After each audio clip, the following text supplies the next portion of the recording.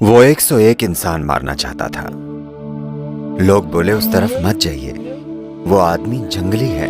तब गौतम बोले अगर मैं नहीं जाऊंगा तो कौन जाएगा। वो बोला बकवास, तुम जरूर पागल हो। तब गौतम बोले तुम उस शहर जाओ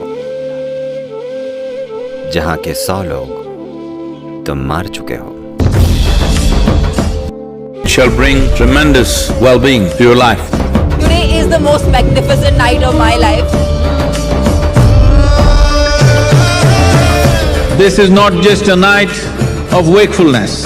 This must become a night of awakening for every one of you.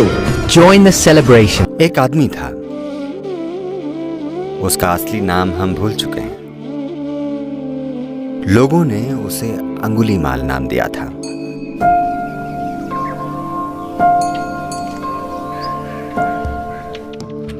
उसके साथ कुछ हुआ था, उसे लगा समाज उसके साथ अन्याय कर रहा है, तो वो क्रोधी बन गया। जब आप युवा होते हैं तब लगता है कि आपके साथ सब गलत हो रहा है, तो वो समाज से बहुत नाराज हो गया और उसने एक शपथ ली। वो शहर जहां उसके साथ अन्याय हुआ था, वहां के 101 लोगों को मारने की शपथ, कि वो 101 लोगों को मारेगा और उनका एक अंगूठा काटकर अपने गले में माला की तरह पहनेगा, उंगलियों या अंगूठों की माला।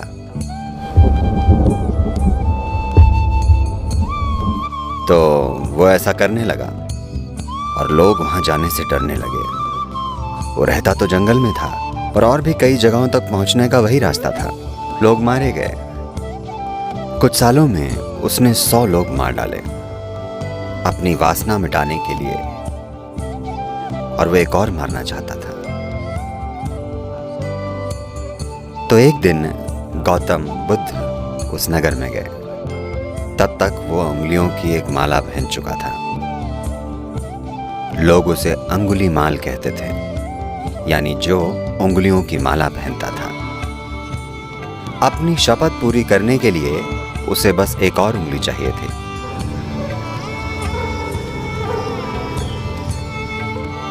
गौतम बुद्ध उसी रास्ते से जाने वाले थे। लोग बोले उस तरफ मत जाइए, वो आदमी जंगली है, वो इंसान नहीं है, उसे आप शिक्षा देकर ध्यान में नहीं बना सकते, मत जाइए, क्योंकि वो सिर्फ एक और जान लेना चाहता था। हम आपको नहीं खोना चाहते। तब गौतम बोले अगर मैं नहीं जाऊंगा तो कौन जाएगा, और उसे तृप्ति नहीं मिलेगी। उसे बस एक और उंगली चाहिए। मैं नहीं जाऊंगा तो कौन जाएगा, मुझे जाने दो। तो वे चल पड़े। अंगुलीमाल एक चट्टान पर बैठा था। उसे एक साधु चुपचाप आते हुए दिखाई दिया। अंगुलीमाल मशहूर था और वो खुश था। लोगों का डरना उसे पसंद था। उसका नाम सुनते ही लोग कांपते थे। उसे मजा आने लगा था। तो वो चट्टान पर बैठे बैठे ऊंची आवाज में बोला, मैं यहां बैठा हूं और यही तुम्हारा अंत है। गौतम उसकी ओर देखकर चेहरे पर मुस्कान लिए चुपचाप चलते रहे। उसे बुरा लगा। आमतौर पर उसे देखकर या उसकी आवाज सुनकर लोग अपनी जान बचाने के लिए भागते थे। उसे यही पसंद था। पर यह व्यक्ति बस चले जा रहा था। जो उसे पसंद नहीं आया, वो चट्टान से कूदकर गौतम के सामने आकर खड़ा हो गया। उसने पूछा, तुम हो कौन? और क्या तुम जानते हो मैं कौन हूं? उसने अपनी माला की उंगलियां दिखाई। ओह,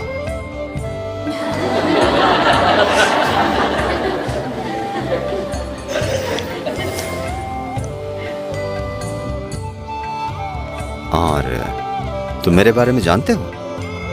गौतम बोले, मैंने आपके बारे में बहुत कुछ सुना है, तो क्या करें? वे चलते रहे। तुम जा कहां रहे हो? मैं बात कर रहा हूं और तुम चले जा रहे हो। गौतम बोले, मैंने बहुत पहले ही जाना बंद कर दिया था। मेरी कहीं जाने की कोशिश बहुत पहले ही बंद हो चुकी है। मैं पहुंच चुका हूं, लेकिन आप कहीं जाने की कोशिश कर रहे हैं। तब अंगुलीमाल हंस पड़ा। वो बोला, बकवास, तुम जरूर एक पागल आदमी हो। मैं यहीं खड़ा हूं और तुम कहते हो मैं जा रहा हूं। तुम जा रहे हो और कहते हो रुक चुके हो। तुम्हें हुआ क्या है? गौतम बोले, नहीं नहीं, मैं बहुत पहले ही पहुंच चुका हूं। मैं कहीं नहीं जा रहा, लेकिन आप कहीं जाने की कोशिश कर रहे हैं। लेकिन आपको तरीका नहीं पता। आपको मेरी उंगली चाहिए या मेरी गर्दन? मेरे सिर को पेंडेंट बनाकर लटका लीजिए। उंगलियां तो हैं ही, अब मेरा सिर लटका लीजिए। ये हार में अच्छा पेंडेंट होगा, क्योंकि मुझे मंजिल मिल गई है। अब मेरे शरीर से यहाँ होने से कोई फर्क नहीं पड़ता। आप जो चाहें कर सकते हैं। देखिए, हत्या करने में मजा तभी आता है जब कोई डर जाए और मरना न चाहे। जब कोई मरना चाहे, उसे परवाह ना हो, तो उसे मारने का क्या फायदा?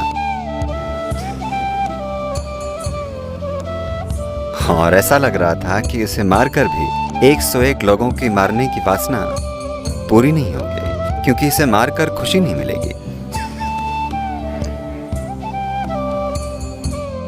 फिर वो बोला, मुझे बताओ ये क्या है? तुम चल रहे हो पर कहते हो रुक चुके हो। मैं खड़ा हूं और तुम कहते हो मैं चल रहा हूं। आप अपने तरीके से तृप्ति खोज रहे हैं। 101। I'm fulfilled. There's a big difference. मैं तृप्त हो चुका हूं, यही बड़ा फर्क है। आप मेरी जान ले सकते हैं अगर आपको लगता है कि आप तृप्त हो जाएंगे तो, क्योंकि लोगों को तृप्त करना ही मेरा काम है। अगर ये इतनी आसानी से बिना शिक्षा के मेरा गला काट कर हो जाए, बस काट दीजिए। समस्या क्या है? तब अंगुलीमाल उनके स्टार शिष्य बन गए।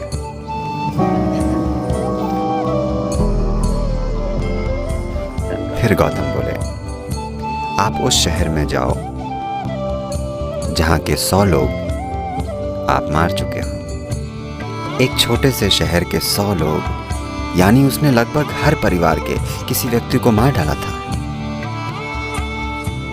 तो गौतम ने उसे साधु बना दिया। गौतम के साधुओं को भिक्खु कहते थे। भिक्खु यानी भिखारी। तो उन्होंने उसे पीले कपड़े और एक भीख का कटोरा दिया। वे बोले, जाओ शहर में भोजन ढूंढो। तो अंगुलीमाल शहर में गया एक साधु के रूप में। लोग उसे देखकर डर गए।